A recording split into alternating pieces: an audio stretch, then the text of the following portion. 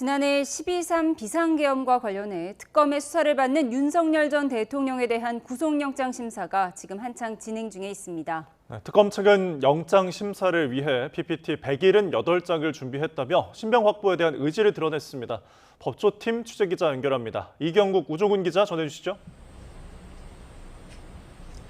네, 서울중앙지방법원입니다. 윤석열 전 대통령 구속영장 심사 관련 소식 전해드리겠습니다.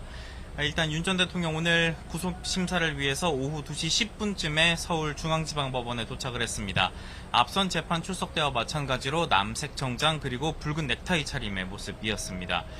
기자들이 윤 전 대통령에게 질문을 했습니다. 넉 달 만에 다시 재구속기로에 놓인 데 대한 심정을 물었고요. 또 특검의 구속영장 청구가 무리하다고 생각하는지 등을 질문을 했는데 윤 전 대통령 이번에도 입을 굳게 다문 모습이었습니다.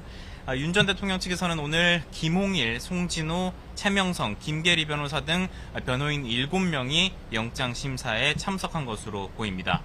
현재 구속영장 심사 한창 진행되고 있는 상황인데요. 상황 자세히 설명해 주시죠. 네, 윤 전 대통령에 대한 구속영장 심사는 오후 2시 20분쯤이 시작됐습니다. 지금 시간을 기준으로 하면 약 1시간 한 10분 정도가 지난 상황인데 윤 전 대통령은 지난 3월 법원의 구속 취소로 풀려난 지 넉 달 만에 다시 구속 갈림길에 서게 됐습니다.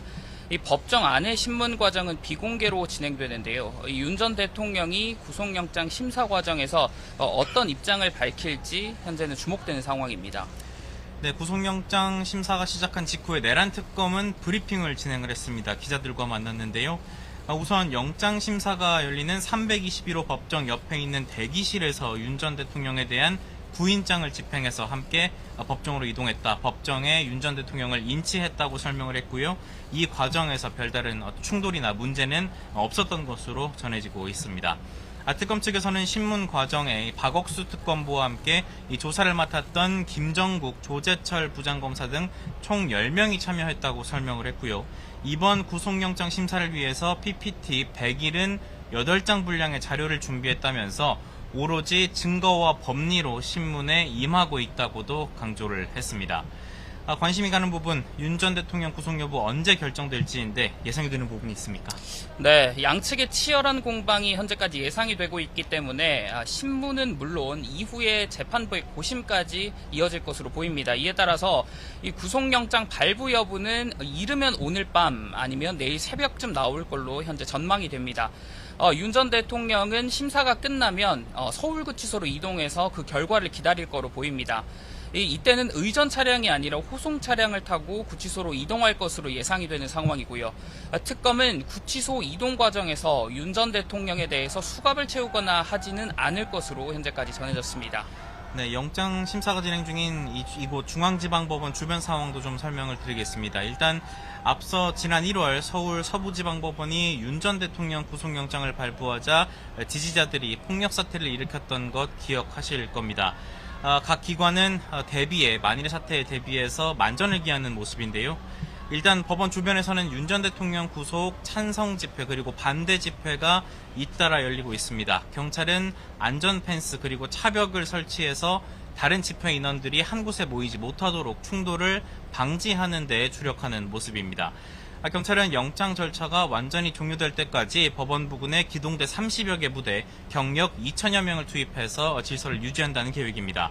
경찰은 불법 행위가 발생한다면 캡사이신 분사기 등의 장비를 최대한 활용해서 현장에서 검거할 계획이라고도 설명을 했습니다. 법원도 보안 유지에 신경을 쓰고 있습니다. 동문 이외의 출입을 임시 폐쇄하는 등 내부 보안 강화에 힘쓰는 모습이 확인이 됐습니다. 그렇다면 이제 윤 전 대통령 구속영장 청구서에 적힌 혐의들 하나하나 살펴보겠습니다. 우종훈 기자가 설명해 주시죠. 네, 특검의 구속영장 청구서에 적시된 내용은 먼저 지난해 12월 3일 계엄 전 국무회의에 특정 국무위원만 소집을 해 다른 장관들의 심의권을 행사를 방해했다라는 혐의가 적시가 돼 있고요. 또 계엄 이후 당시 대통령실이 언론의 계엄 선포가 정당하다고 알리도록 한 것에 대해서도 윤 전 대통령에 대해 직권남용 혐의가 적용이 됐습니다. 또 법적 하자를 보완하기 위해서 사후에 계엄 선포문을 만들었다는 허위 공문서 작성 혐의도 포함이 됐고요. 지난 1월이죠. 경호처가 공수처의 체포영장 집행을 저지하도록 윤 전 대통령이 지시를 했고 또 경호처의 계엄에 가담한 군 수뇌부에 비화폰 정보 삭제를 지시했다는 혐의까지 담겼습니다. 네, 이 같은 혐의들에 대해서 윤 전 대통령 측 강하게 부인하고 있는 상황입니다. 먼저 일부 국무위원만 국무회의에 소집했다는 혐의를 두고는 긴급성을 고려했을 뿐이라는 입장을 밝혔고요. 그리고 윤 전 대통령은 사후 계엄 선포문 작성에는 관여하지 않았다라고 반박을 하고 있습니다. 또 언론에 계엄 선포의 정당성을 알리도록 한 것 합당한 지시였다는 입장이고요. 지난 1월 체포영장 집행 저지를 지시한 적은 없다는 입장을 밝히고 있습니다. 비화폰 정보 삭제 지시 혐의에 대해서도 법령에 따른 조처였을 뿐이라고 주장을 하고 있습니다. 이처럼 양측의 주장이 팽팽히 맞서고 있는 상황인데요. 윤 전 대통령 구속 여부 향후 특검 수사에도 지대한 영향을 미칠 것으로 예상이 되고 있습니다. 저희 말씀드린 것처럼 윤 전 대통령 구속심사가 한창 진행 중인 가운데 내란 특검이 오늘 오전부터 홍장원 전 국정원 1차장을 참고인 신분으로 불러서 조사하고 있다는 소식도 함께 전해드립니다. YTN에서 영장심사 관련 소식 계속 전해드리도록 하겠습니다. 상암동 스튜디오 나와주십시오.